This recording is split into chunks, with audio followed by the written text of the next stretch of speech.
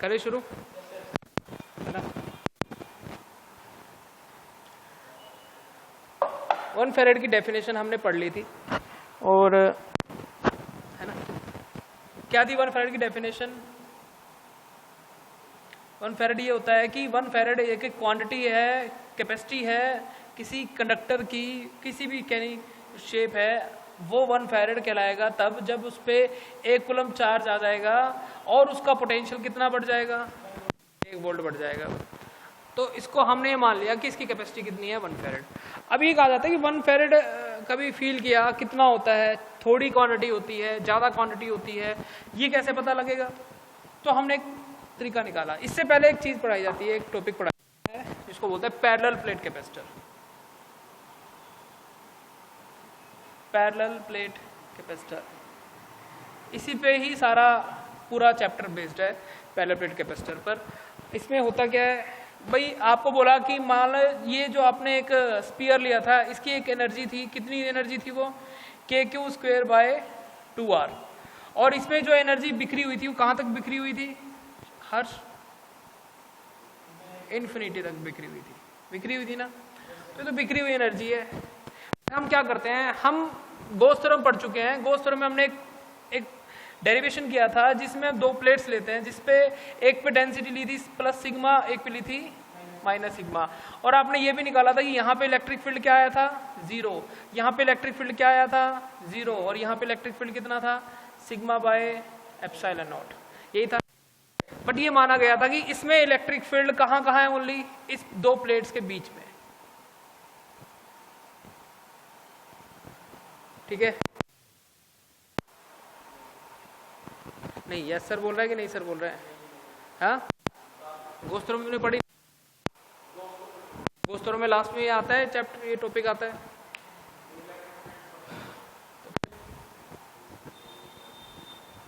चलो थोड़ा सा इस पे टाइम लगाते हैं। देखो, गॉस थ्योरम में हमने ये पढ़ा था कि एक प्लेट जिसपे डेंसिटी है σ1 और दूसरी प्लेट यहाँ रखी थी σ2। इससे पहले तो गॉस थ्योरम में जब आप एक पतली सी इनफाइनाइट शीट के कारण जिसपे डेंसिटी है पॉजिटिव मान लेते हैं उस पर, और ये बोला था कि यहाँ पे क्या निकालना है, इस P पॉइंट पे इलेक्ट्रिक फील्ड निकालना है। ये तो आता है। ये वैल्यू कितनी आई थी, हमने क्या किया था, एक सिलेंड्रिकल गॉसियन सरफेस यहाँ पे ड्रॉ कर लिया था, और यहाँ पे फील्ड की डायरेक्शन और एरिया वेक्टर की डायरेक्शन दोनों में क्या अंतर था, सॉरी क्या एंगल है, 0। यहाँ पे भी इलेक्ट्रिक फील्ड इधर और एरिया वेक्टर इधर, एंगल कितना था दोनों के बीच में, 0, याद है ना। अब ये एक प्लेट है, ऐसी ऐसी 2 रख दिया आपने, रखी ना, इसके कारण फील्ड यहाँ बता कितना है। तो जाहिर सी बात है, एरिया ये वाला एरिया कितना ले लिया आपने, A, यहाँ पे फ्लक्स और यहाँ फ्लक्स दोनों तरफ ऐड कर दो। तो हमारी जो गॉस थ्योरम है वो क्या है, E.ds Q/ε0। अब इसके अंदर चार्ज कितना है, तो इसमें तो सिग्मा दिया हुआ आपको डेंसिटी, तो हमें ये भी पता है सिग्मा किसके बराबर होता है, सरफेस चार्ज डेंसिटी Q/A के। अब Q किसके बराबर है, σ/A।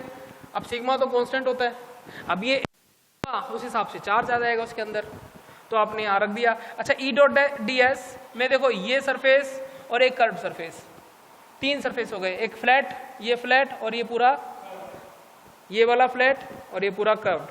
तो यहाँ पे 2 सरफेस हैं जिसके साथ एंगल कितना है, 0। अगर आप इंटीग्रेट करोगे ये 2 सरफेस, फर्स्ट और 2, EDS, और ये कर्व्ड सरफेस का कितना आया था, ये तो cos 90 हो गया था, ये तो पूरी वैल्यू 0 हो गई थी। और यहाँ पे क्या है, σ/A, तो ये दोनों का ये, और ये हो गया था σ/A, A ने A को मार दिया था तो E कितना आ गया था, σ/, ये एक शीट के कारण था फील्ड, ठीक है। अब डिपेंड करता है कि इस पे चार्ज प्लस प्लस भी लिया था हमने, और कौन सा लिया था, प्लस और माइनस, ठीक है। और मैंने 3 रीजन बोले कि एक रीजन ये है फर्स्ट, दूसरा रीजन है ये सेकंड, और ये तीसरा यहाँ पे ले लिया थर्ड। एक और चीज इसमें समझ में आती है कि अगर मैं ये शीट ये ले ली और इससे ये R दूरी पे है P पॉइंट, अब अगर श्रेय आपसे कोई पूछे कि R दूरी पे फील्ड आया सिग्मा बाय 2 एप्सिलॉन नॉट। अगर मैं आर की बजाय 2r ले जाऊं पॉइंट P को, तो वहां पे फील्ड घट जाएगा या बढ़ जाएगा? क्यों सेम रहेगा? ठीक कह रहा है, बिल्कुल ठीक। क्यों सेम रहा भाई? आर पे डिपेंड ही नहीं करता। तो इस कितना दूर चले जाओ कैसा रहेगा? यूनिफॉर्म। तो यूनिफॉर्म इलेक्ट्रिक फील्ड में हर जगह मैग्नीट्यूड कैसा रहता है? सेम रहता है। ये अब गॉस थ्योरम में निकाल चुके थे। अब अगर एक के कारण हमें पता है, इसमें आपको इसका जो इलेक्ट्रिक फील्ड होगा, यहाँ पे देखो इलेक्ट्रिक फील्ड की डायरेक्शन कैसी होती है। इधर अगर आप शीट की बात करें, ये देना शीट, तो इधर इलेक्ट्रिक फील्ड पूरा बिखरा हुआ है चार्ज, इधर इलेक्ट्रिक फील्ड जीरो नहीं, इसकी इलेक्ट्रिक फील्ड की डायरेक्शन इसके कारण इधर होगी और इधर कहाँ होगी? इधर होगी। तो अगर इधर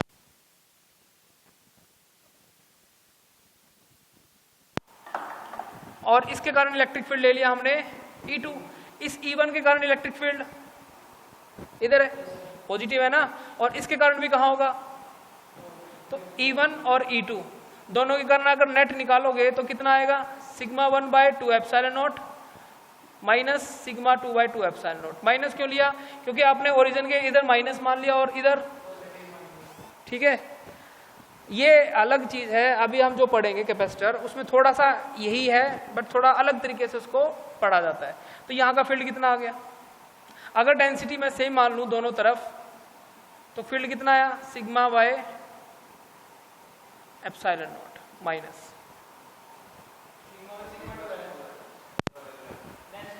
अगर मैं डेंसिटी सेम मान लूँ, इस पे भी डेंसिटी सेम और इस पे भी डेंसिटी सेम है ना। अच्छा, यहाँ पे भी तो रीजन है, फर्स्ट, ये सेकंड और ये थर्ड। अब मुझे बता, इसके कारण फील्ड कहाँ होगा? इधर। इसके कारण कहाँ होगा? क्यों? क्योंकि माइनस है। तो यहाँ पे अगर नेट फील्ड लिखेगा तो कितना आएगा? इसके कारण माइनस सिग्मा 1 2 एप्सिलॉन नॉट और इसके कारण प्लस सिग्मा 2 2 एप्सिलॉन नॉट। अगर दोनों वैल्यू सेम है तो ये आंसर क्या आएगा? 0 आएगा। तो हम ये मान लेते हैं कि प्लेट के इधर कोई इलेक्ट्रिक फील्ड होता है, नेट फील्ड क्या हो गया? यहाँ पे 0 हो गया। ओके, आ जाओ इधर। इधर फील्ड कहाँ होगा? इसके कारण E2 और उसके कारण E1। तो अब बताओ वैल्यू कितनी आएगी? तो यहाँ पे बस प्लस में आ जाएगी सिग्मा। क्यों? क्योंकि दोनों प्लस में है, सिग्मा बाय एप्सिलॉन। बीच में इसके कारण इधर है और इसके कारण, अच्छा मैं अगर यहाँ निकालता तो फील्ड किसके कारण ज्यादा होता? कुणाल बताएगा किसके कारण? अगर मैं यहाँ निकालता,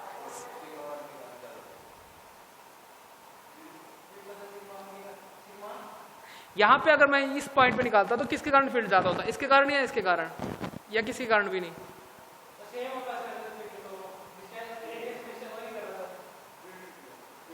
अच्छा क्वेश्चन है, सोचो सोचो, बहुत बढ़िया। मैं तो फंसाऊंगा, तुम फंसो। सेम मतलब कितना?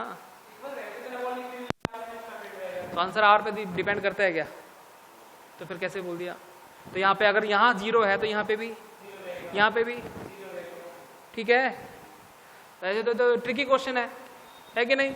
अच्छा इधर आ जाओ, इधर फील्ड कितना है? इसके कारण माइनस इधर सिग्मा बाय 2 एप्सिलॉन नॉट है ना, और अगर डेंसिटी सेम है तो, और इसके कारण इधर 2 एप्सिलॉन, दोनों कट गए तो नेट फील्ड यहाँ भी कितना आया? 0।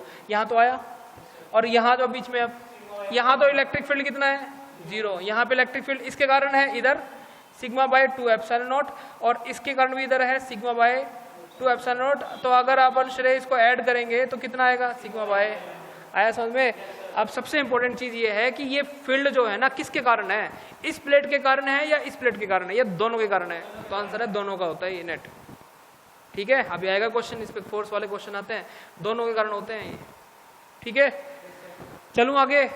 अब देखो आगे कैपेसिटर पढ़ते हैं, बहुत अच्छे से पढ़ेंगे। मान लो, क्या मान ले भाई? हम ये मान लेते हैं है ना, मेरे पास एक प्लेट है। अच्छा, सबसे इंपॉर्टेंट चीज, एक चीज बता दो आप कि मान लो जब ये स्पीयर आपने पढ़ा था, आपने बोला कि इलेक्ट्रिक फील्ड में एनर्जी छुपी हुई है और वो बिखरी हुई है कहाँ तक? इन्फिनिटी तक। तो आपसे बोला गया था जो आपने एनर्जी निकाली थी उसमें जो ये चार्ज आया था, ये चार्ज था क्या? तो आपने बोला जी ये चार्ज ट्रांसफर हुआ था, कहाँ से? हुआ था ना, तो उसके कारण। और पोटेंशियल KQ/R, बेसिकली पोटेंशियल कहाँ था, सरफेस माइनस इन्फिनिटी, तभी तो आया था -0। समझो इस चीज़ को। अब हम क्या करते हैं, इसको एक ही जगह पे लेके आएंगे, एक छोटे से रीजन में इसको स्टोर कर लेते हैं, कन्फाइंड कर लेते हैं एनर्जी को। कैसे कर लेते हैं देखो, मान लो मैंने एक शीट लेके आया, मैं इस पे से माइनस निकाल लिए मैंने बहुत सारे ले आया। तो अब अगर मैं इसको ऐसे बनाऊंगा तो आपको ऐसा दिखेगा, अगर मैं ऐसे बनाऊंगा तो आपको लाइन दिखेगी, ठीक है। तो लाइन दिखेगी तो आपने एक लाइन बना ली, इस पे चार्ज है क्यू, इस पे चार्ज कौन सा है, क्यू। चलिए ठीक है, अब ये प्लेट है ना कि लाइन है, चलो ये भी समझ में आता है। इस पे चार्ज है, इसका पोटेंशियल कितना है, V, इसका पोटेंशियल कितना है, V। अब क्वेश्चन ये आता है कि how we increase the capacitance of parallel plate capacitor. ये कंडक्टर है।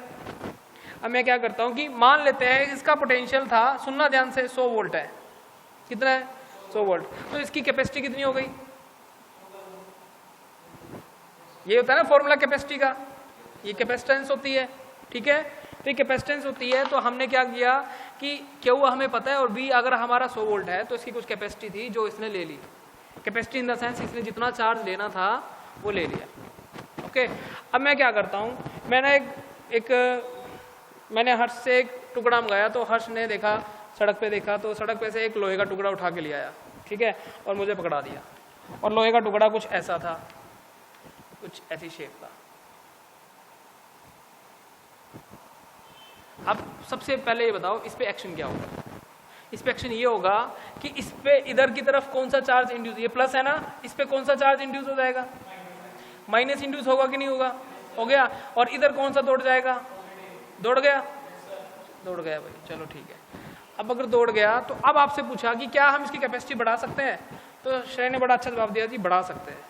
उसने एक जादू करके दिखाया, बोला देखो जी इस पे पहले पोटेंशियल कितना था, 100 वोल्ट। अब अगर ये भी आ गए तो ये भी तो अपना पोटेंशियल बनाएंगे। अब ये 3 कारणों से पोटेंशियल है, इसके कारण खुद का, इसके कारण और इसके कारण। किसकी दूरी कम है, इसकी, और किसकी दूरी ज्यादा है। अब नेट पोटेंशियल लिख, मान लो इस पे चार्ज था, मान लो 100 कूलम, कितना था, 100 कूलम। 100 कूलम पे जब ये नहीं था तो कितना पोटेंशियल बना रहा था, 100 वोल्ट बना रहा था। अब पोटेंशियल 3 कारणों से है, इसके कारण, इसके कारण और इसके कारण। तो V प्लस वो वाला और V minus plus V plus, right. Generally हम ये मान लेते हैं कि इसके कारण पोटेंशियल 100 वोल्ट बना था, इसके कारण पोटेंशियल यहाँ पे बना 30 वोल्ट, कितना बना, 30 वोल्ट। 100 वोल्ट माइनस 30 वोल्ट, और इसके कारण ये थोड़ा दूर है, इसके कारण यहाँ पोटेंशियल बना मान लो 20 वोल्ट। तो अब मुझे बताओ नेट पोटेंशियल कितना हुआ, 90 वोल्ट। क्या चार्ज में कुछ कमी आई, चार्ज तो उतना ही का उतना है। तो अगर देखो चार्ज तो कांस्टेंट है, बट पोटेंशियल 100 से घट के कहाँ चला गया, 90 वोल्ट चला गया ना। तो हमने माना कि अगर पोटेंशियल घट गया तो इसकी कैपेसिटी बढ़ी कि नहीं बढ़ी, तो ये और चार्ज ले सकता है कि नहीं ले सकता, बिल्कुल ले सकता है चार्ज। और फिर दिमाग लगाया है, हाँ नहीं वो जनरली समझाया जा रहा है ना अभी। भाई आपसे क्वेश्चन ये आता है कि हाउ वी इंक्रीज कैपेसिटेंस, कैसे कैपेसिटेंस बढ़ाओगे भाई। हमारा मकसद क्या है भाई, कम पोटेंशियल में क्या होना चाहिए, हमारे पास ज़्यादा चार्ज होना चाहिए। ज़्यादा पोटेंशियल होगा दिक्कत भी हो सकती है ना, डिपेंड करता है वो तो कहाँ हमारी रिक्वायरमेंट है। ये हो गया, ये तो जनरली मैं आपको एक एग्जाम्पल दे रहा हूँ कि इसमें एग्जाम्पल में ऐसा हुआ। और क्या किया गया कि ये हो गया, चलो जनरली समझ में आती है। मैंने क्या किया, ये लिख दिया 90 वोल्ट। फिर कुणाल आया, कुणाल ने क्या करा, बोला जी देखो क्या करते हैं, मैंने एक चीज़ सीखी, इसको इधर से अर्थ कर दिया। क्या कर दिया, अर्थ कर दिया। तो क्या जादू देखा, क्या जादू हुआ बताओ। ये सारा का सारा प्लस कहाँ दौड़ गया। अब आपने जो 3 पोटेंशियल लिखे थे उसमें कौन कौन थे, ये वाला चार्ज, ये वाला और ये वाला। ये वाला तो गायब हो गया, गायब हो गया। तो क्या देखा, 100 माइनस 30 पोटेंशियल क्या हो गया, और घट गया, फर्दर डिक्रीज हो गया। तो फर्दर डिक्रीज हो गया श्रेय जी, तो क्या हुआ, चार्ज तो उतना ही है इस पे 100 का 100, और इसका पोटेंशियल क्या हो गया, और घट गया। तो अगर ये घट गया तो ये फर्दर इंक्रीज हो गई। तो कैपेसिटी कैसे बढ़ाई जाती है, इसके 3 स्टेप्स बनाए गए। पहला स्टेप तो इसका रखा गया, दूसरा स्टेप अर्थिंग करी गई। तीसरा एक और होता है, अब देखो इसकी तो कोई जरूरत ही नहीं पड़ी, तो इसको हम ऐसे ना बना के इसको ऐसे बनाते हैं। एक ये प्लेट जिस पे चार्ज होता है क्यू, एक ये प्लेट जिस पे चार्ज होता है माइनस क्यू। ये चार्ज एक्चुअल में है क्या? नहीं, ये चार्ज तो इंड्यूस चार्ज है। याद रखना कैपेसिटर का अगर दोनों का नेट चार्ज निकालोगे तो नेट चार्ज तो क्या आएगा, बट बच्चे बहुत कंफ्यूजन होती है। पहले बता दो नेट चार्ज कैपेसिटर का कितना होता है। अगर चार्ज की बात करी जाए तो हमेशा रखना प्लस पे लिया जाता है। ये चार्ज यहाँ से यहाँ मान लेता है ट्रांसफर हो गया। आगे हम जब एनर्जी पढ़ेंगे तो और समझ में आएगी बात। तो ये बात समझ में आती है क्यू प्लस माइनस क्यू। जब इसको बनाया जाएगा तो हम याद रखेंगे ये वाली हमेशा कैसी है, अर्थ है ना। ये वाला चार्ज इसने बांध के रखा हुआ है, बाउंड चार्जेस है, तो बाकी सारा प्लस आपको दिख रहा है कहाँ चला गया, अर्थ पे चला गया, राइट। तो हम क्या करते हैं, आगे हम पढ़ेंगे, इसके अंदर हम डाइलेक्ट्रिक्स डालेंगे, इसके अंदर इंसर्ट कर देंगे। उसके इंसर्ट करने से डाइलेक्ट्रिक्स के डालने से इसकी कैपेसिटी और बढ़ जाएगी। पहले आपने कैसे पढ़ाई, ऐसे इंडक्शन करवा दिया, फिर आपने अर्थिंग कर दिया, फिर बाद में डाइलेक्ट्रिक्स। अभी तो अब इसकी फिलहाल जरूरत नहीं है, बाद में जब पढ़ेंगे। डाइलेक्ट्रिक्स डालने से भी क्या बढ़ती है, कैपेसिटी इंक्रीज हो जाती है। कैसे हो जाती है वो हम पढ़ लेंगे। यहाँ तक क्लियर है? ठीक है ना, पूरा कॉन्फिडेंस से करेंगे हम हर चीज़। तो देखो अच्छा, तो ये नोट्स में लिखा हुआ बाकायदा, इतनी जरूरत नहीं लिखनी। लिखवाऊँ क्या? नोट्स में है, वो तो दूंगा मैं, अगर वो फोटोकॉपी हो जाएगी तो ठीक है, वो तो मिल जाएगी आपको।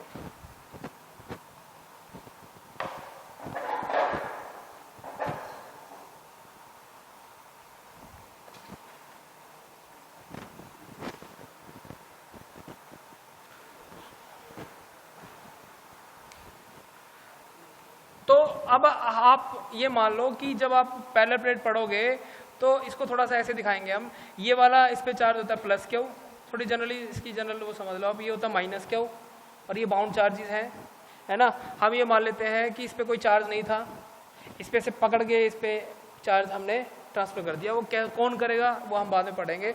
फिलहाल अब इसकी क्या क्या चीज़ें पढ़नी है।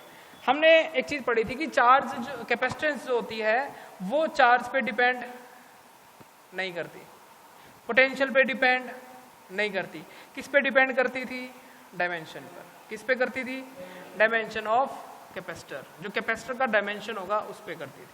तो कैसे निकालेंगे, तो ये निकालने के लिए क्या किया हमने, बोला जी इसका एरिया है कुछ, ठीक है, एक और प्लेट इसके सामने रख दिया, इनके बीच की दूरी है कुछ। तो हम क्या निकालते हैं, आपसे पूछा जाता है कि find the dependence of the capacitance on A dimension of capacitor. तो ये दूरी हम मान लेते हैं स्टैंडर्ड है स्मॉल डी, आपकी बुक में ऐसे मिलेगा। इसका एरिया क्या है, ए, और इसके अंदर जो इलेक्ट्रिक फील्ड है वो कितना है, वो इलेक्ट्रिक फील्ड कितना है, सिग्मा बाय एप्सिलॉन नॉट लिखूं या सिग्मा बाय 2 एप्सिलॉन नॉट लिखूं, क्या लिखना चाहिए, इलेक्ट्रिक फील्ड कितना है अंदर, सिग्मा बाय, यस, क्योंकि डेंसिटी सिग्मा है ना और इसकी डेंसिटी माइनस सिग्मा, तो ये दोनों के कारण है, प्लेट के कारण। ओके, अब आपको कैपेसिटेंस निकालनी है। तो कैबिन और कैपेसिटेंस क्या होती है इसकी, तो हमने निकाली कैपेसिटेंस होती है क्यू बाय वी, और कैपेसिटीज में ये क्यू की वैल्यू क्या लिख सकते हैं हम, सिग्मा इंटू ए। अच्छा वी क्या लिख सकता हूँ मैं, आप जानते हो वी ई किसके बराबर होता है, V by D, potential gradient. ये पोटेंशियल डिफरेंस है, यहाँ का पोटेंशियल वी है तो यहाँ का पोटेंशियल 0 है, क्योंकि ये किससे जुड़ा हुआ है, अर्थ से। और एक चीज हम पढ़ चुके हैं, जो अर्थ से जुड़ा होता है उसका पोटेंशियल हमेशा, समझ में आ गई। तो ये आप यहाँ लिख लो, तो यहाँ लिख दिया, तो E इंटू,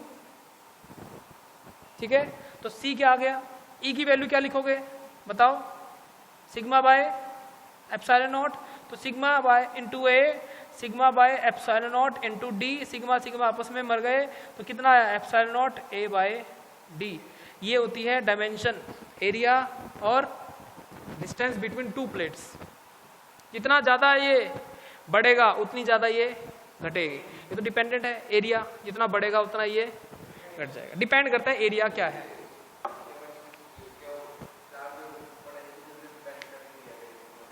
वो पता क्या है, वो कैलकुलेशन वाइज आ जाती है कि अगर देखो पोटेंशियल डिपेंड करेगी, तो उस टाइम में आपने चार्ज को क्या कर दिया, कांस्टेंट था ना, इस पे कांस्टेंट था ना, तो आपने पोटेंशियल घटाया था ना, तो कैपेसिटी बढ़ी थी कि नहीं बढ़ी थी? बट कैपेसिटी जब इसकी रिक्वायरमेंट, जब इसकी डायमेंशन इसको अलाउड करेगी तभी तो इस पर कैपेसिटी आएगी, कैपेसिटी कह रहा हूँ, सॉरी, चार्ज आएगा, राइट। तो वो चीज़ है, हम नहीं मना करते। बट आपको मैंने उस दिन भी एक चीज़ समझाई थी, थोड़ा समझो, कि मेरे पास 2 वो कंटेनर थे, याद हो, और इसमें क्या भरा था? अब मुझे बोला गया कि मुझे 1 सेंटीमीटर तक इसमें पानी भरना था, यहाँ तक। तो अब बात ये बता, इसकी कंटेनर का साइज डिसाइड कर रहा है ना, इसमें कितना पानी आएगा। पोटेंशियल तो देख कॉमन था ना, ठीक है। इसमें बी कंटेनर का साइज डिसाइड कर रहा है कि चार्ज कितना आएगा। ऐसे इसमें भी यही होता है। तो कैलकुलेशन वाइज हम निकालते हैं, बट हमारी कैपेसिटेंस किस पे डिपेंड करती है? डायमेंशन पे डिपेंड करती है, ठीक है। उतार लो इसको, उतारो।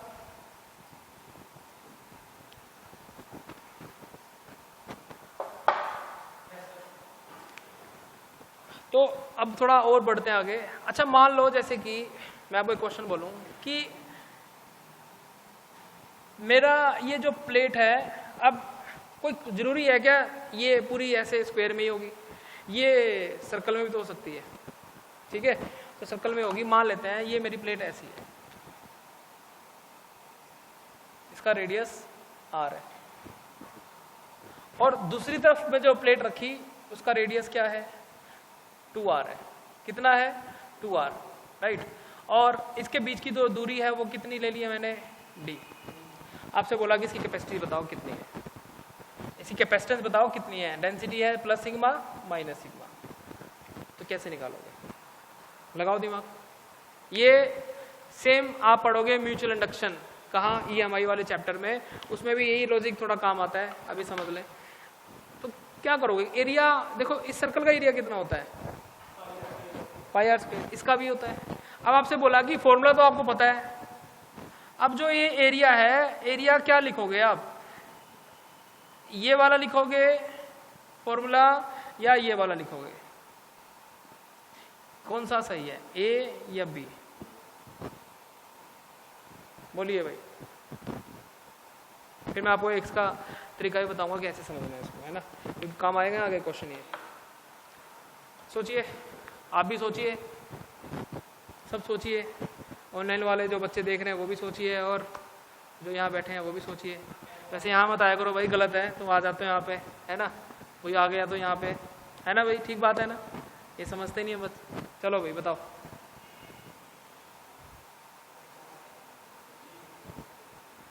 बी। अरे तुक्का ही मार लो, तुक्का तो मार सकते हो, तुक्का मारने में तो हम एक्सपर्ट हैं, मारो।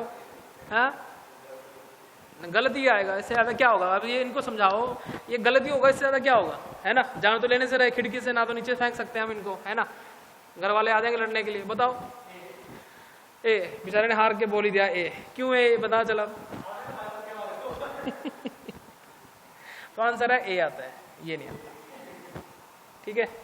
क्यों आता है इसका कारण बताता हूँ आपको। इस पे चार्ज कितना है? Plus sigma. अच्छा मुझे एक बात बताओ, मान लो मैं इसको ऐसे नहीं दिखाता, मैं इसको ऐसे दिखाता हूँ, यहाँ पे ये उतार लिया, ठीक है। ये याद रखना भाई, ये डायमेंशंस पे डिपेंड करता है, तो आपको आना चाहिए अच्छे से। मैं आपको बोलूँ कि मेरे पास यहाँ पे चार्ज है, ये 4 चार्ज है, दिख रहे हैं। एक मैं बड़ी सी प्लेट ले आया। अब मुझे ये बताओ, बड़ी सी प्लेट लाने में अब ये क्या करेगा? इंडक्शन करेगा कि नहीं करेगा? इसको अर्थ से जोड़ दो। अब मुझे बताओ, ये इंडक्शन कैसे करेगा? यहां तक करेगा। तो हमेशा याद रखें, ये इतना ही एरिया में इंडक्शन कर पाएगा जितना इसका खुद का साइज है। समझ में आ रही है ना बात? अब ये यहां थोड़ा कैसे कर देगा? नहीं तो इलेक्ट्रिक फील्ड की डायरेक्शन ही बदल जाएगी भाई। पहले आपने जब बोल ही दिया कि इसका इलेक्ट्रिक फील्ड हमेशा कैसा रहता है? यूनिफॉर्म।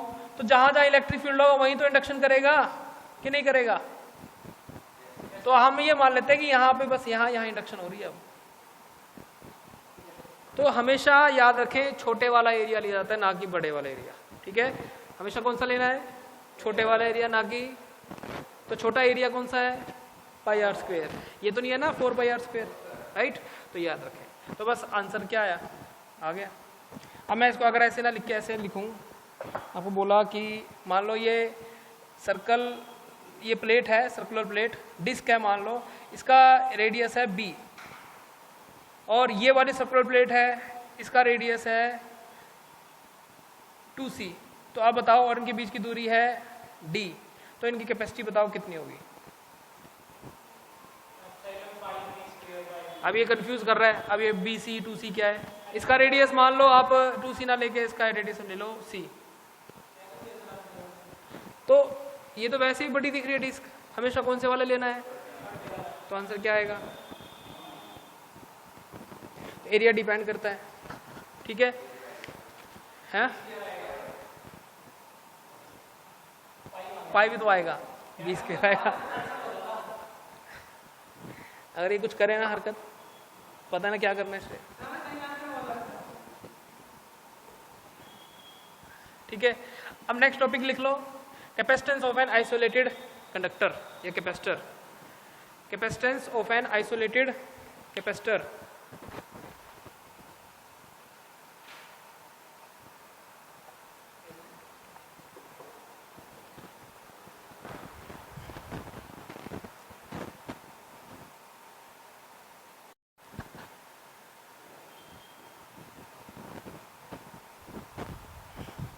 नेक्स्ट टॉपिक हमारा कैपेसिटेंस ऑफ एन आइसोलेटेड क्या कैपेसिटर। तो हमारी अर्थ को ले लेते हैं, हमारी अर्थ आइसोलेटेड है, इसका किसी से कोई लेना देना नहीं है, जितना चार्ज उस पर है वो हमेशा उतना ही रहेगा। सन से हमारी जो अर्थ है उसमें कोई चार्ज आते हैं क्या? अच्छा, क्या लगता है अगर मैं ये बोलूँ कि ये सन हमारा, तो इसमें से यहाँ पे क्या आती है, एनर्जी आती है, चार्ज आता है? एनर्जी आएगा या चार्ज आएगा, क्या लगता है आपको? शुरू में पढ़ा था आपने एक पेयर प्रोडक्शन, याद है? कंजर्वेशन ऑफ चार्ज, नहीं याद है ना? कंजर्वेशन ऑफ चार्ज में दो प्रॉपर्टी थी, एक तो थी पेयर प्रोडक्शन और एक थी कौन सी, एनिहिलेशन ऑफ मैटर। तो उसमें हम ये मानते थे कि पेयर प्रोडक्शन अगर चार्ज आएगा भी तो वो पेयरिंग में होगा, तो नेट चार्ज तो फिर भी कैसा रहेगा, अगर एक प्लस आएगा तो फिर भी दूसरा माइनस भी आएगा। बट हम ये मान लेते हैं कि पहली बात तो सन से कोई चार्ज एनर्जी ट्रांसफर नहीं होता, ओनली किस फॉर्म में आती है, सन से रे एनर्जी की फॉर्म में, है ना? तो आइसोलेटेड मान लेते हैं इसको, इस पे आइसोलेटेड अगर मान लोगे, आइसोलेटेड कैपेसिटर, तो इसको बना लेते हैं आप। इससे एक बहुत बड़ी चीज समझ में आएगी आपको कि 1 फैरेड कितना होता है। ये इसका रेडियस है r, और इस आइसोलेटेड कैपेसिटर पर ये चार्ज हो गया Q, ठीक है? तो सब कुछ पोटेंशियल भी होगा फिर, तो हम यहां लिख लेते हैं चार्ज ऑन कैपेसिटर या कंडक्टर Q, पोटेंशियल बिकम कितना होगा, पोटेंशियल वो हो गया हमारा V, देन कैपेसिटेंस क्या होगी इसकी, Q बाय V। अच्छा, ये बड़ा लिया ना, बड़ा ले लो जैसे आपकी इच्छा, ये क्या हो गया, Q बाय V, ठीक है? अगर मैं इसको ऐसे लिखूं, Q V कितना होगा, Q by 4 pi epsilon naught R, तो 4 पाई एप्सिलॉन नॉट R कहाँ आ जाएगा, ये समझ आया कैसे आ गया? V किसके बराबर होगा, Q by 4 pi epsilon naught R, तो Q आपस में कट गए, तो C कितना आ गया? स्टैंडर्ड सा डेरिवेशन है, इसमें क्या पता चलता है कि C जो है ना तो चार्ज पे डिपेंड करा कुणाल, ना पोटेंशियल पे, किस पे डिपेंड करता है, उसके साइज पे। अगर R की बजाय 2R ले लोगे तो कैपेसिटी 2 टाइम्स बढ़ जाएगी। ये कैसे आया, ये पोटेंशियल निकालना है, तू ऐसे गलत बात है, देख सारी रात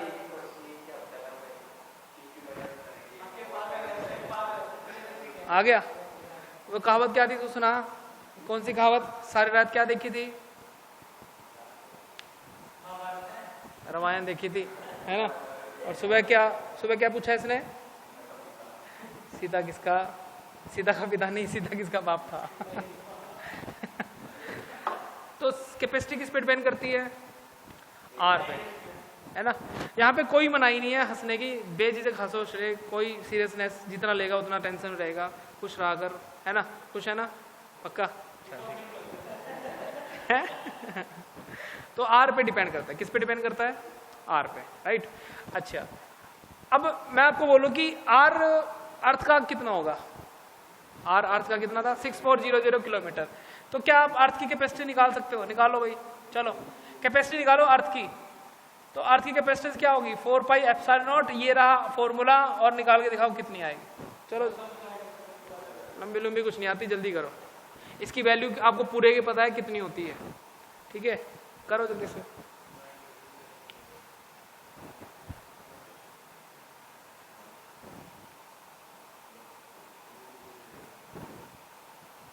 निकालो।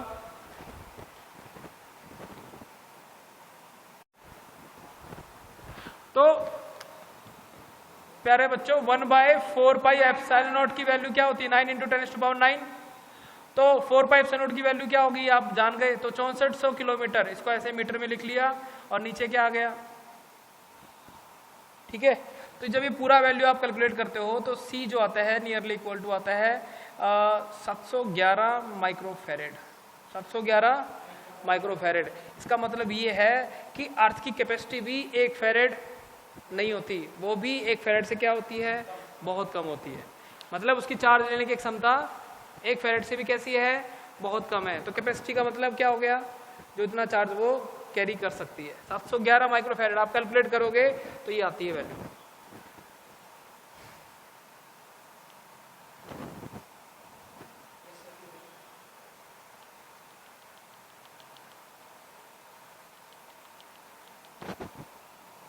ये स्टैंडर्ड सा क्वेश्चन है, अर्थ की कैपेसिटी पूछ लेते हैं कई बार, तो कितनी आती है 711 माइक्रोफेरेड।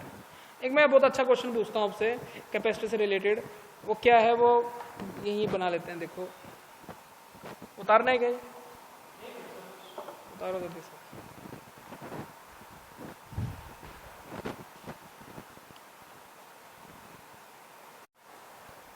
देखो तो 711 माइक्रोफेरेड किसकी कैपेसिटी है, अर्थ की, ठीक है। उतना ही चार्ज इतने ही हद तक ले सकती है, उससे ज़्यादा नहीं ले सकती। अगर मैं आपसे पूछूं कि मान लो तुमने निकालना है क्वेश्चन, मुझे 1 फेरेड का कैपेसिटर बनाना है, 1 फेरेड का कैपेसिटर तैयार करना है, 1 फेरेड का कैपेसिटर तैयार करना है भाई, चलो ठीक है। अच्छा, और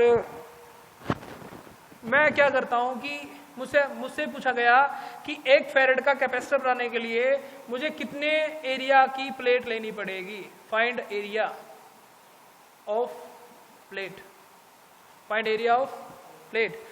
अगर मैं दोनों को रखूं, कहां रखूं, 1 सेंटीमीटर दूर भी रख लूं, तो मुझे बताओ इसका एरिया कितना होगा। समझ आया क्वेश्चन। मुझे क्या बनाना है, कैपेसिटर तैयार करना है, और कितनी फेरेड का, 1 फेरेड का। बात ये आती है, ऐसे हल्के मत लें इसको, 1 फेरेड कैपेसिटी बहुत ज़्यादा होती है। अगर 1 फेरेड का कैपेसिटर तैयार करना है तो ये प्लेट तो चाहिए, साथ में ये वाली भी चाहिए। अब एक का बता दो, उसके बराबर का एरिया इसका भी होगा। तो दोनों को कितनी दूर रखा, 1 सेंटीमीटर। अब से पूछा गया इस एरिया की मैग्नीट्यूड कितनी होगी, निकालो, पता चलेगा। अरे फील करो क्वेश्चनों को, ये बहुत बढ़िया क्वेश्चन है, इससे काफ़ी चीज़ पता चलती है कि एरिया कितना लेंगे हम। उतारो और करो क्या वैल्यू आती है। फॉर्मूला लिख देता हूँ, फॉर्मूला ये रहा,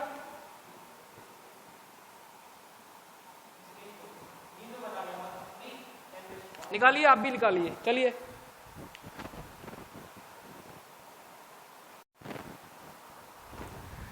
आया सबका, देखो आप निकालते हैं यहाँ पे।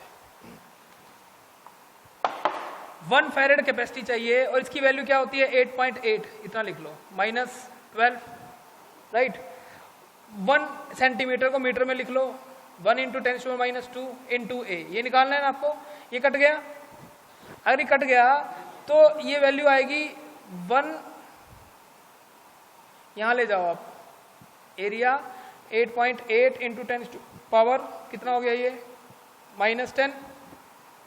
तो एरिया अगर आप लिखोगे तो एरिया कितना आ गया 10⁻10, 8.8, ठीक है। अगर आप सोच के देखो कि ये कितनी वैल्यू है एरिया की, ये एरिया आ गया हमारा। आप इसको अगर कैलकुलेट करोगे तो मैं इसको करके दिखाता हूँ आपको, इसको कैलकुलेटर से कर लेते हैं जल्दी से हम, कितना आएगा ये। अरे यार ये समस्या, 1 / 8.8 वो आया आपका 0.11 × 10⁻10। 1.1 इंटू 10⁹ ये आया। तो एरिया कितना आया, ए वैल्यू आई 1.1 इंटू, इसको छोड़ो आप, इस पे ध्यान दो, पावर पे 10⁹ मीटर स्क्वेयर। इसको और छोटा करो, छोटा कर लें इसको, कितना छोटा कर सकते हैं, किलोमीटर में ले लें, किलोमीटर में लेंगे तो कितना लिखा जाएगा इसको बताओ। हाँ अगर मैं किलोमीटर में लिखना चाहता हूँ इसको, है ना, इसमें 6 जीरो गायब कर दो, इसमें 6 जीरो गायब कर देंगे तो ये कितना हो जाएगा, ये हो गया हमारा 10⁻³ किलोमीटर स्क्वेयर। मतलब इसका मतलब समझ में आया क्या, कि यहाँ से 1000 किलोमीटर इधर जाओ, है ना, और 1000 किलोमीटर इधर जाओ, ये इतनी बड़ी प्लेट बनेगी पहली बात तो। फिर उसको खड़ा करो और फिर ऐसी ऐसी एक और प्लेट बनाओ, उसको भी खड़ा करो, और कितनी दूरी पे खड़ा करना है, तब जाके कैपेसिटी कितनी आएगी भाई आपकी। तो फिर वो तो वैसी बात है, वो तुम्हारी समस्या है, मेरी समस्या थोड़ी ना है। मैंने तुमसे पूछा एरिया कितना है, तो 1 फैरेड कैपेसिटी। समझ में आया कितना बड़ा एरिया चाहिए, आया। हाँ किसका भाई, आपको कुछ स्टैंडर्ड तो आपको कैलकुलेशन तो करके दिखानी है। आपकी यूनिट किस में ली जाती है, मास की, केजी में ली जाती है ना, तो 1 किलो लिया जाता है ना। अब अगर तू आधा किलो कुछ लेके आएगा तो रेट तो वो 1 किलो का ही बताएगा। तो ऐसे कैलकुलेशन वाइज तो हम निकालते हैं सब कुछ, बट हमारी जो कमर्शियल यूनिट्स होती हैं, हमारे जो कैपेसिटर यूज होते हैं, 2 तरह के बताए थे, एक तो 1 माइक्रोफैरेड वाली टर्म में और एक पिकोफैरेड वाली टर्म में। ये कौन से होते थे, इलेक्ट्रॉनिक्स डिवाइसेस में लगते थे, और ये कौन से लगते थे, इलेक्ट्रिकल डिवाइसेस, जस्ट लाइक हमारा पंखा, मोटर, उसमें देखोगे माइक्रोफैरेड में होते हैं। ये एक से बड़ी है क्या, ये क्या बात कर रहा है, ये एक से बड़ी नहीं है, ठीक है तो पक्का। और ये कितनी होती है, अच्छा, और ये कितनी होती है, 1 फर्मी फैरेड, तो है ना, फेम्टो भी बोल देते हैं कई बार इसको। तो निकाल लिया, कैपेसिटी समझ में आई, क्यों नहीं बना सकते 1 फैरेड, ये रिक्वायरमेंट है। अब लिया तो बना लेंगे, इसको खड़ा कर लियो साथ में, कहते भाई अभी 1 सेंटीमीटर पे लेके जाना है, ऊपर से नीचे से 1 सेंटीमीटर करेगा तो ऊपर से वो, है ना, चिपक जाएगी, ऊपर से 1 सेंटीमीटर करेगा नीचे से चिपक जाएगी, पागल हो रहोगे। जनरली आइडिया लगाया गया कि ऐसा होता है, बट हमारी रिक्वायरमेंट इससे कम में चली जाती है। समझ में आई कहानी यहाँ तक। हाँ अब बात आती है कि कैपेसिटर, हम पैरेलल प्लेट का ही मोस्टली हमने सारा कैलकुलेशन करना है, उसी से ज्यादा रिलेटेड क्वेश्चन आते हैं। अब ये जो प्लेट है, मान लो मैंने ये प्लेट यहां रख दी, है ना, और एक प्लेट यहां रख दी, और अब मैं आपको बोलूं कि ये प्लेट है बी और ये प्लेट है ए। मुझे इस पे से चार्ज यहां लेके जाना है ना। अब मैं कैसे लेके जाऊंगा, नहीं चाहे तो मैं क्या करूंगा, यहां से एक चार्ज पकड़ूंगा, यहां दे दूंगा। अब मैं ये काम मैं तो नहीं कर सकता, ना तो मुझे चार्ज दिखते, तो मैं एक एक्सटर्नल एजेंट का हेल्प लेता हूं। वो एजेंट का नाम होता है बैटरी। क्या बोलते हैं उसको, बैटरी क्या करेगी, यहां का चार्ज यहां ट्रांसफर कर देगी। That's it. साइकिल की जो चेन होती, देखिए साइकिल की चेन कैसे काम करती है कि अगर मैं पैडल मारूं, ये हमारा पैडल और ये चेन ऐसे। अच्छा ये बताओ, यहां 1 नंबर कड़ी है और यहां 100 नंबर है, अगर पैडल मारूंगा पूरा घुमाऊंगा तो 100 नंबर कड़ी यहां पहुंच गई, तो 1 नंबर कड़ी कहां पहुंची, 100 वाली जगह पे। तो साइकिल बना कि नहीं बना। तो इसमें भी वैसे ही होता है कि हम एक साइकिल का पैटर्न चलाते हैं कि यहाँ की एनर्जी, यहाँ का चार्ज यहाँ पे ट्रांसफर हो जाता है। अब ये चीजें आपको फिलहाल आप जनरली इतना ही समझ लें, बाद में जब हम चैप्टर पढ़ते हैं इलेक्ट्रोमैग्नेटिक इंडक्शन, उसमें पढ़ा जाता है कैपेसिटर एक्चुअल में, उसमें फिर आएगा, उसमें पढ़ते हैं आरसी सर्किट, रेजिस्टेंस कैपेसिटर का कॉम्बिनेशन। बट यहाँ पे हम ये मान लेते, देखो अब ये प्लेट को इससे जोड़ना है, जोड़ोगे तो ऐसे थोड़ा ना जुड़ जाएगी हवा में, क्या लेके आओगे, अरे कुछ वायर से जोड़ोगे। तो इस चैप्टर में हम ये मान लेते हैं कि इस वायर का जो हमने कैपेसिटर से कहाँ जोड़ी, बैटरी में, इसका कोई रेजिस्टेंस नहीं होता, क्योंकि अगर रेजिस्टेंस होता एनर्जी का लॉस होगा। अब हमें क्या निकालना है, हमें निकालना है कि जो आपने बोला चार्ज स्टोर हो गया किसमें, कैपेसिटर में, तो एनर्जी भी तो स्टोर्ड हुई होगी। अब वो एनर्जी कितनी स्टोर्ड हुई हमें बताओ, कैसे निकालेंगे? क्वेश्चन समझ में आया? तो जो आपका डेरिवेशन है नेक्स्ट, वो क्या है? वो ये है, find the energy of an capacitor. Find the energy of an capacitor. Capacitor क्या निकालनी है?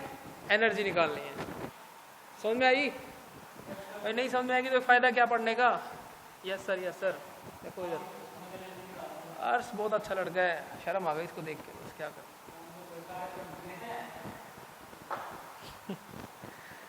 देख भाई, समाज में रहना है तो देख, सुनना ही पड़ेगा, है कि नहीं? है ना, सुनाना भी पड़ेगा। क्या दिक्कत है, क्या है? जो लेके आया था वही लेके जाएगा बस। मुट्ठी बंद करके आए थे दुनिया में और मुट्ठी खोल के चले जाएंगे, यहीं छोड़ जाना सब कुछ, है ना? कैसी बातें करने की फिलोसफी वाली। आ जाओ, एनर्जी पढ़ लो, कैपेसिटर की काम आएगी। वहाँ कहीं नहीं काम आती कि अकबर को किसने मारा था, है ना? क्या काम आएगा? 1 फैरेड कितना होता है कि नहीं? एक बार मैं इसमें शाही भर लूँ,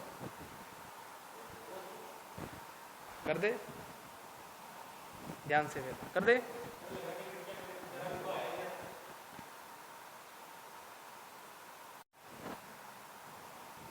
अच्छा, एक छोटी छोटी चीजें समझ लो। बैटरी जो हम बनाते हैं, बैटरी का एक साइन प्लस लिया जाता है और एक साइन माइनस लिया जाता है। समझ ले चीजें। एक्चुअल में क्या होता है, मैं आपको यहाँ पे 2 पॉइंट्स बना दूं, ए और ये पॉइंट कौन सा है? बी। ठीक है, मान लो आपको यहाँ लिखा गया है 10 वोल्ट। इसका मतलब क्या है? इसका मतलब ये है कि ये वाली बैटरी 1 कूलम चार्ज को कितना एनर्जी दे सकती है? 10 जूल की। कितना दे सकती है? 10 जूल की। अगर मैं आपको बोलूं कि यहां से 1 कूलम चार्ज पार्टिकल यहां से यहां जा रहा है, अब अगर आप सोच के देखो, ये प्लस हमेशा लिया जाता है हायर पोटेंशियल पर। कितने पोटेंशियल पर? Higher potential. ठीक है, मैं आपको एक और सर्किट बना के दिखाता हूँ। मान लो ये एक रेजिस्टेंस तो पढ़ा होगा आपने छोटी क्लास में। ठीक है, यहाँ ये जो टर्मिनल, ये तो कनेक्टिंग वायर्स है। यहाँ पे नाम रखा ए, यहाँ नाम रखा बी। ये बैटरी है हमारी, इसकी वोल्ट बैटरी। इस पे लिखा हुआ है मान लो 10 वोल्ट। तो हम ये मान लेते हैं कि बैटरी, हम पढ़ेंगे करंट इलेक्ट्रिसिटी में, नेक्स्ट जो चैप्टर आएगा उसमें पढ़ा जाता है कि जो बैटरी का इंटरनल कनेक्शन होता है, वो भी मैं यहाँ पे थोड़ा सा बना दूं, आपको समझ में आएगी। एक टर्मिनल होता है प्लस, एक होता है माइनस। ठीक है ना, ये होता है,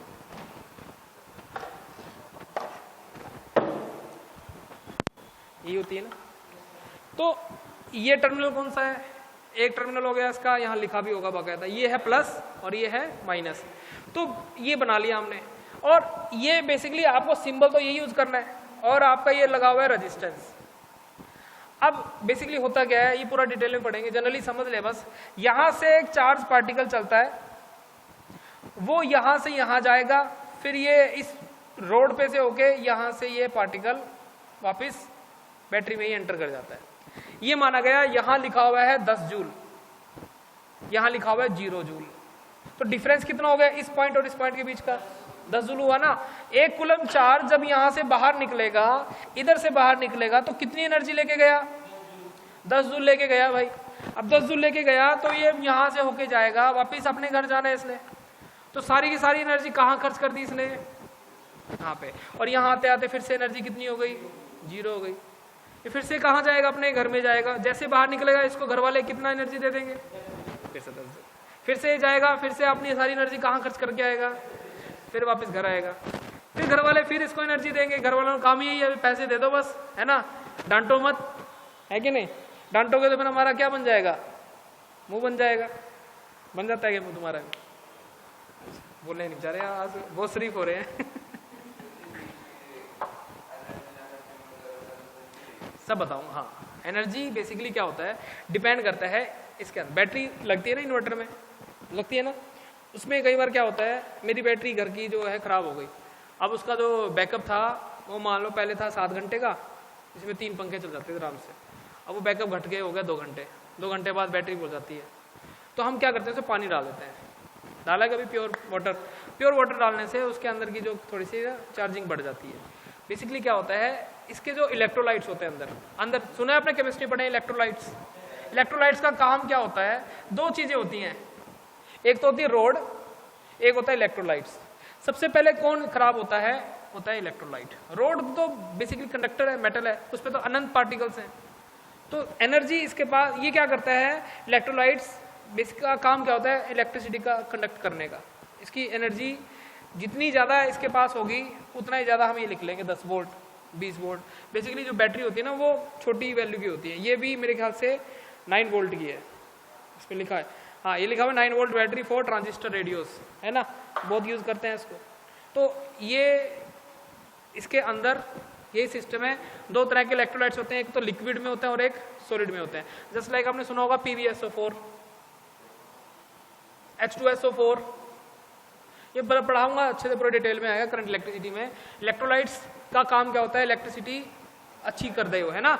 आप पानी में अगर नमक डाल दो ना तो उसकी इलेक्ट्रिसिटी, और 2 टर्मिनल्स डाल दो तो इलेक्ट्रिसिटी अच्छी हो जाती है उसमें, मतलब कंडक्शन अच्छी हो जाती है ना, ऐसा बोल सकते हैं हम।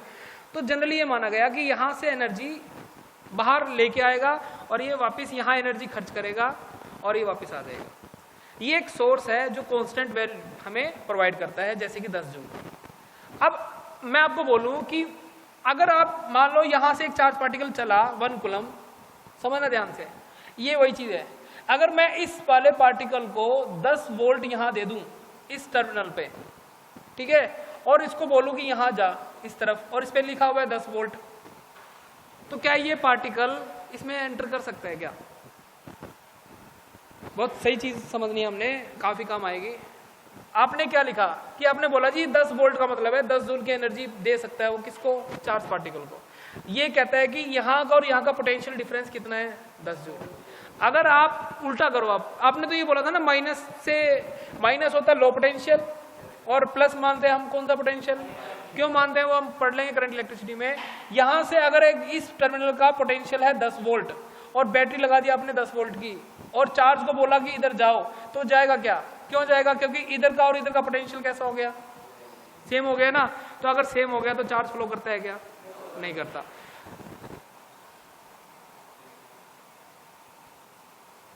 तो मान लो अगर मैं यहाँ पे ए टर्मिनल पे ले दूं 20 वोल्ट, चलो 20 नहीं, मैं इसको 15 लेता हूँ, 15 वोल्ट टर्मिनल इस पॉइंट की वैल्यू है। तो अब मुझे बताओ जब वो ये पार्टिकल 1 कूलम इस बैटरी को क्रॉस करके जब इधर आएगा, 2 क्वेश्चन है आपके, इसकी एनर्जी कितनी होगी इसके पास और चार्ज कितना होगा, सबसे इंपॉर्टेंट क्वेश्चन। 1 कूलम जब इसमें से निकलेगा, या 2 कूलम ले लो आप, 2 कूलम जब इसमें से निकलेगा तो जब ये बी पे पहुंचेगा तो जो चार्ज होगा वो 2 कूलम से बड़ा होगा, 2 कूलम से छोटा होगा, या 2 कूलम के बराबर होगा, या फिर क्या, हमें नहीं पता। बहुत अच्छा क्वेश्चन है ना, बताओ ना, क्योंकि काफी काम आएगा आगे। अब इसी से खेलना हमने बैटरी से आगे, ठीक है। तो क्या क्वेश्चन है कि जब 2 कूलम इससे बाहर निकलेगा तो यहाँ पे जो चार्ज आएगा इस पॉइंट पे, तो बताओ वो 2 कूलम से बड़ा होगा, छोटा होगा, बराबर होगा, या फिर कुछ नहीं पता, बोलिए, कम होएगा। हाँ भाई बोलो,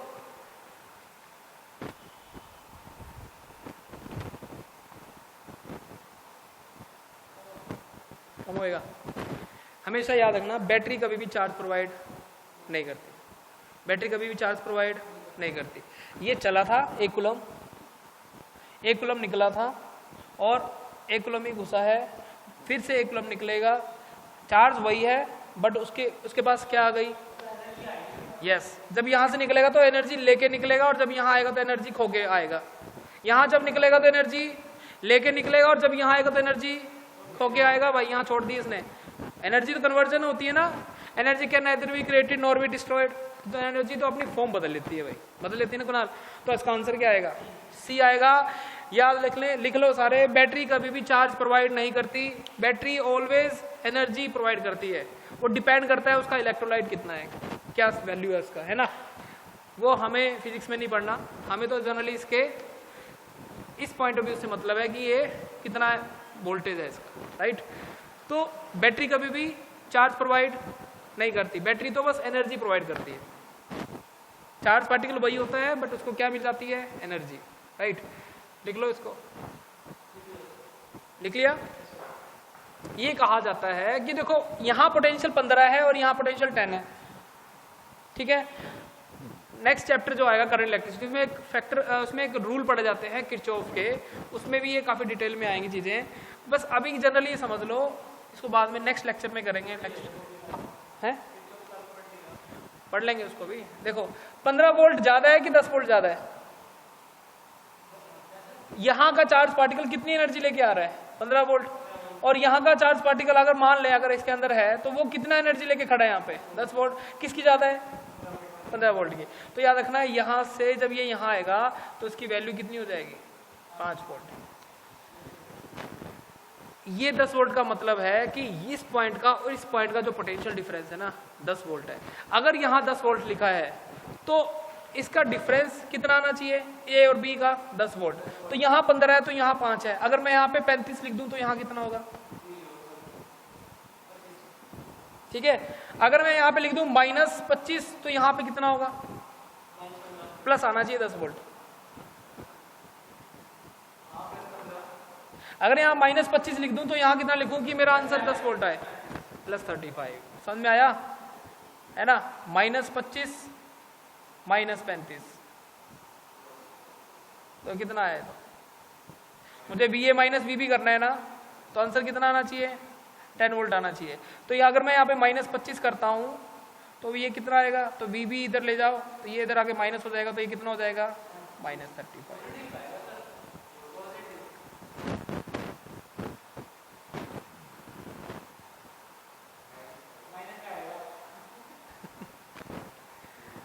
एक और अच्छा है ना, क्या कर दिया, तो फिर वही तो निकालना है। अबे कौन समझाए इसको अगर यहां लिख दूं मैं 0 तो यहां कितना होगा, जल्दी बोलो, ऐसे फटाफट निकलना चाहिए हमको, -10, ठीक है। अगर यहां लिख दूं मैं -5, यहां कितना आएगा, रिजल्ट तो क्या आना चाहिए, 10 वोल्ट आना चाहिए, ठीक है। यहां कितना आएगा, -15। VA माइनस VB कितना होना चाहिए, 10 वोल्ट। तो ये -5 तो ये कितना होगा, ठीक है। नेक्स्ट जो हमारा टॉपिक होगा वो होगा energy of an capacitor, right. Next lecture में हमें यही पढ़ना है। आज के लिए इतना ही, थैंक यू सो मच, यही समाप्त करते हैं हम।